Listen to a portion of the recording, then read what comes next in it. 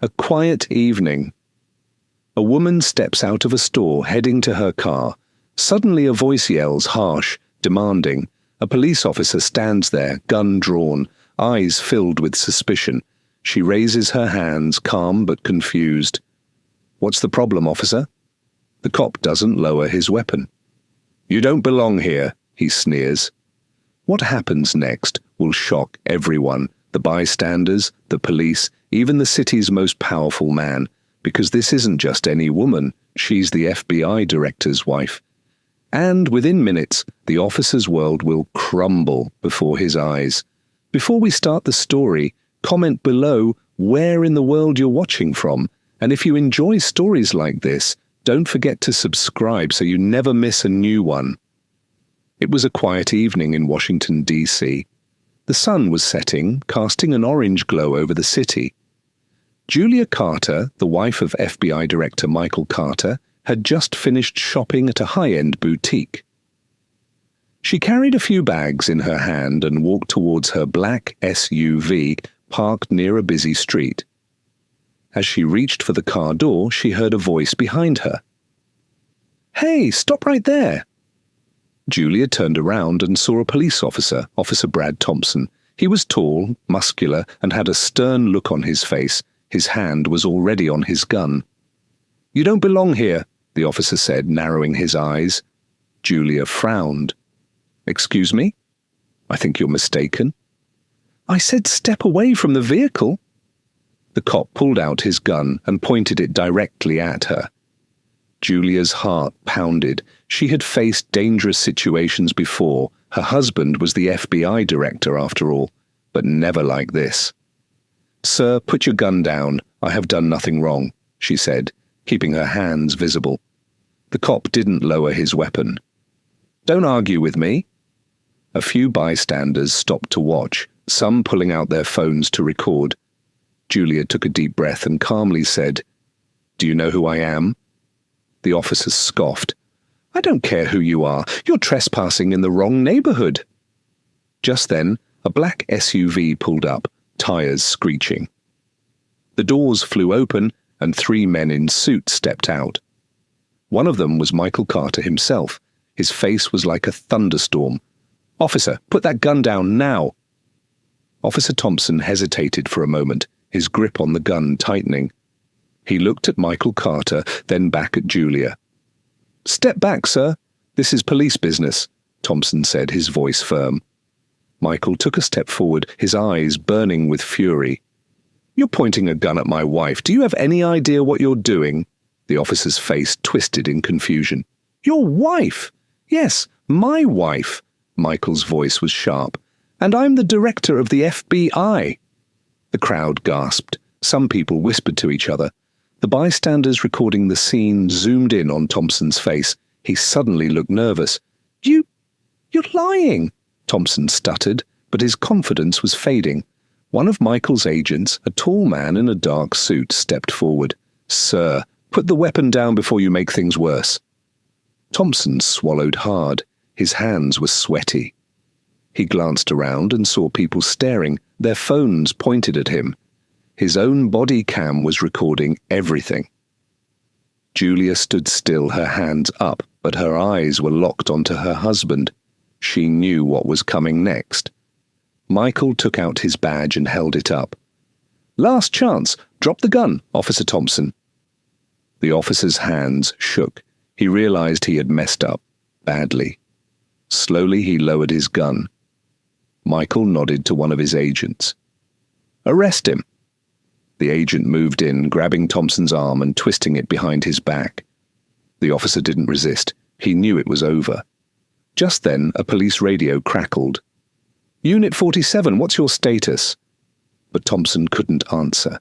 His career was already slipping through his fingers. The crowd watched in stunned silence as the FBI agent cuffed Officer Thompson's hands behind his back. His face was red with humiliation, his breathing heavy. "You're making a mistake," Thompson muttered.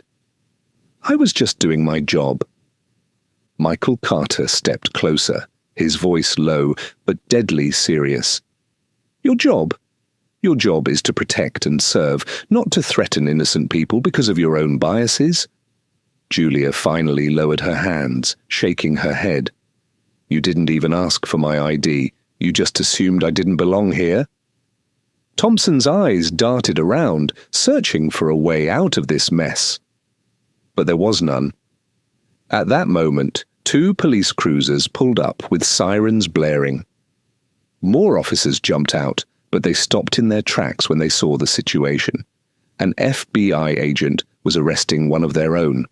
A senior officer, Sergeant Daniels, stepped forward. "What the hell is going on here?" Michael turned to him. "Your officer just pulled a gun on my wife for no reason. He's being taken into custody for misconduct and abuse of power." Sergeant Daniels's face paled. He looked at Thompson, still in handcuffs. "Is this true?" Thompson stammered. "Sarge, I thought she was—" "You thought?" Daniels cut him off. He exhaled sharply, rubbing his forehead. "Damn it, Thompson." The crowd murmured louder. People were still recording. The video was already spreading online.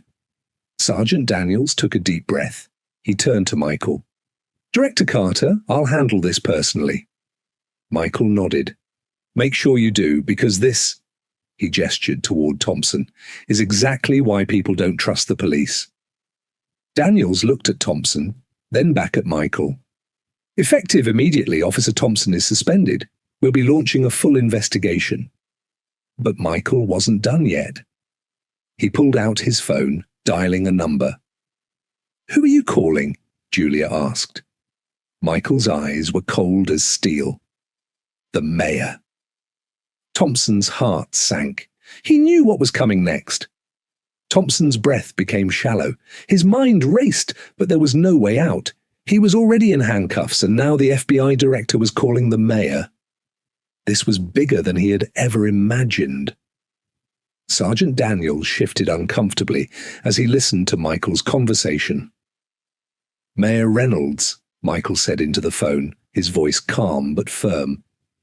"We have a serious problem. One of your officers just pulled a gun on my wife for no reason."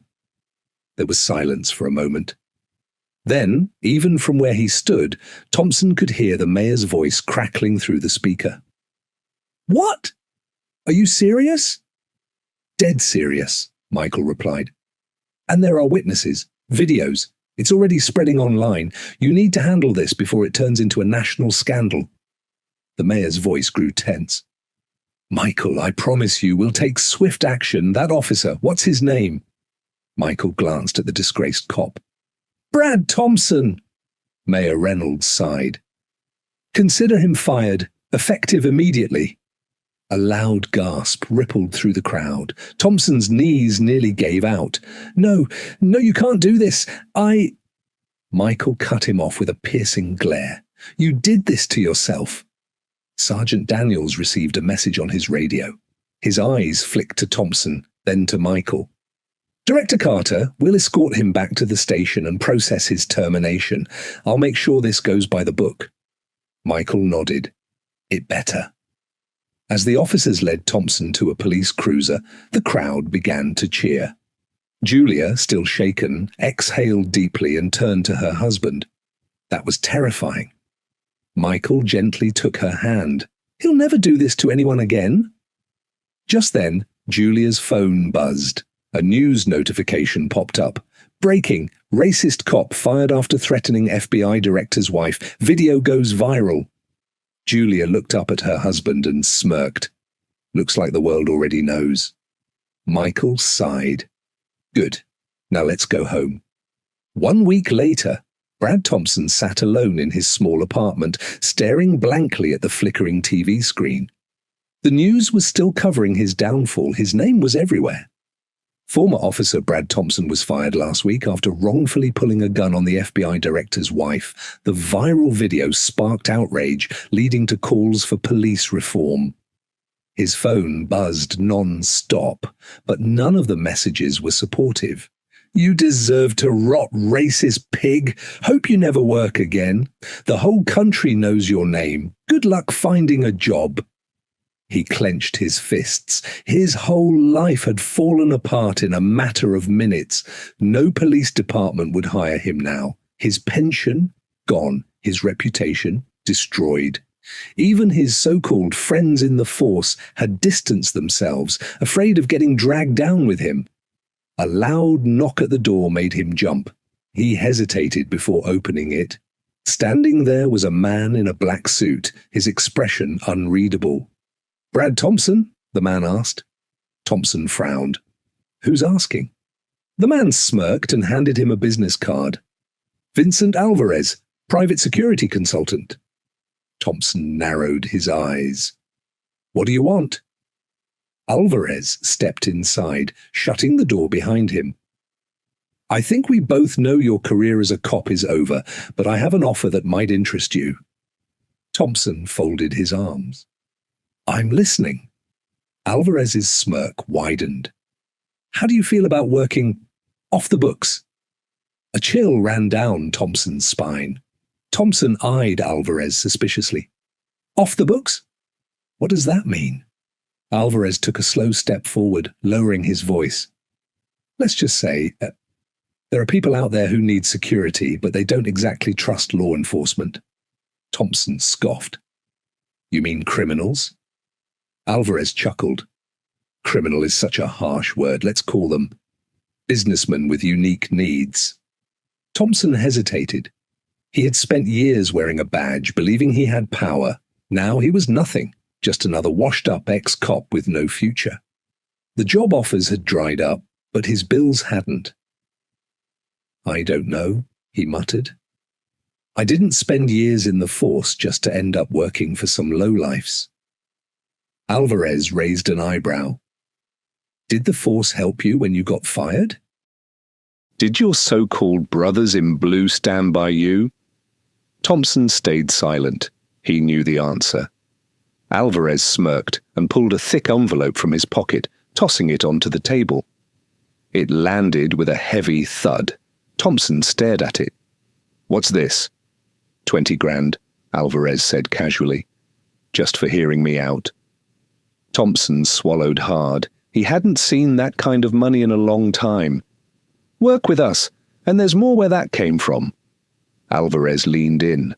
"Or, you can keep sitting here, broke and forgotten."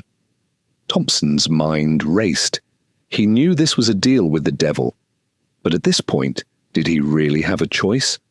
He looked at the money, then he looked at Alvarez.